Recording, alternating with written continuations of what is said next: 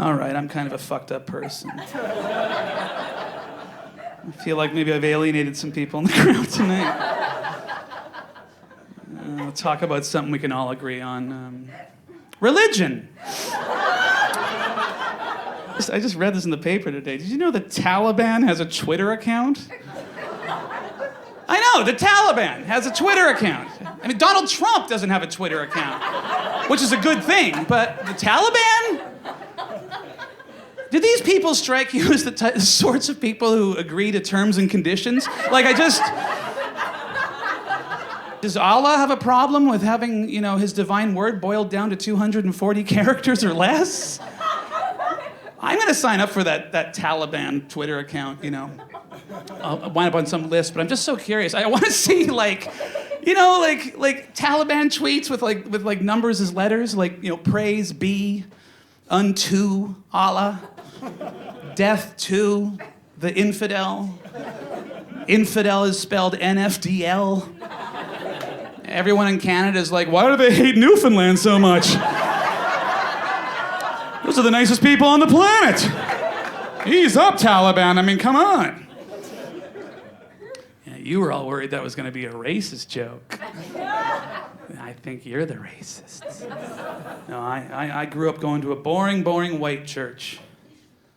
Yeah, I'm an atheist now. I'm I don't believe in God. I'd be a terrible Christian because I don't believe in God.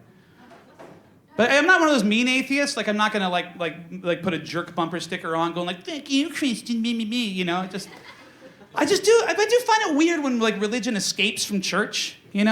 Someone takes it to the streets. You're walking around in public and there's some guy wearing a crown, blowing a trumpet, going Jesus, Jesus, Jesus, Jesus.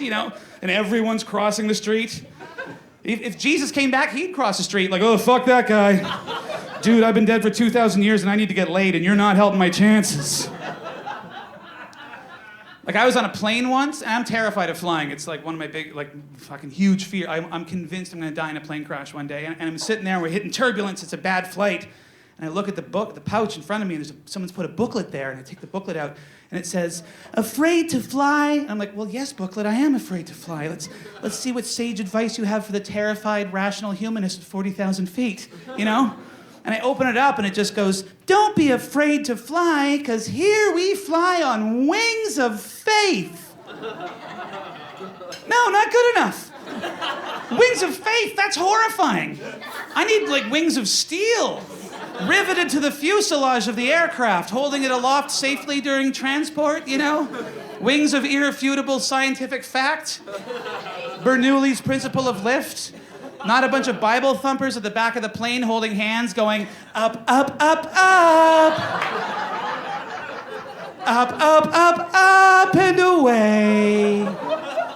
This is the captain speaking. Pray faster. We're heading for a fucking mountain. Oh shit. Up, up, up, up, up, up, up, up, up, up, up, up, up, up, up, up, up. Tragedy struck today on Wings of Faith Airlines when it collided with Mount Science.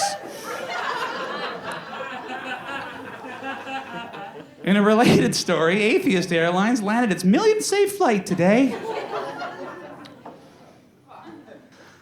Religion makes me laugh, man, I was raised in a Mennonite family. No, really. Was that a sarcastic no? No, this is why you're considering being a Mennonite? And this is what's making you change your mind? Fuck, it was, yeah, man. My God, it's so fucking boring. I got my sex talk in Mennonite Sunday school. How messed up is that? I got my sex talk in sitting there in Sunday school, and this 88-year-old Mennonite woman comes in, and upon reflection, I don't think she knew where she was. But we all just thought, it's Sunday school. And she comes in and she just says stuff and we start writing it down. And one of the things she said is, "Now, children, I just want you all to know, if you ever even think about abusing yourselves, always remember that your dead relatives are watching you. Up in heaven." I know, your dead relatives are watching you jerk off? What kind of a fucked up philosophy is that? Because it didn't stop me, It just made things really creepy and weird for the next few years. And then I realized the tragic flaw in that logic is, surely that's worse for my dead relative. That's heaven? Is that the heaven anyone here imagine? Could you imagine how disappointed you would be if you spent your entire life following the teachings of Christ, and then you get hit by a bus or something, and you die, and you go up to heaven, and for eternity, you're over here playing Parcheesi with Elvis and JFK. But then every 15 minutes or so, a bell rings, you gotta stop the game and come on over here with a bunch of other, like, ghost relatives from other generations and form a big weird circle and part some cloud and watch your great-great-great-great-grandson ransack his dignity for another 4.5 minutes. Just... This never gets boring. Oh, he's getting good at it. He's got the rhymer wrist, that boy. Yes, he sure does. Reminds me of me at that age. Yeah, reminds us of you at that age. Oh, right, because you were dead and I was alive. You know, it's like a fucked up ice fishing circle or something. Anyway, Ottawa, you have been a fantastic crowd. It has been my privilege to have some fun with you tonight. Everybody stay safe and be good to each other. Good night.